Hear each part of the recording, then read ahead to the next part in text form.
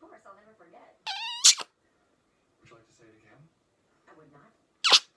The three of us get to head back to college and jump into life like nothing ever happened. And here's your helmet, my boy. That's pretty standard in injuries like this. You don't want to risk further trauma to the area. It's only for a couple of months. Look at my handsome boy. No, I look so stupid. Now if you're going to the helmet party. What? No. Bobby, raise your bicep. I love you, son. You guys are such dorks. This is an exact replica of the helmet Amelia Earhart wore when she invented airplanes. When her baby got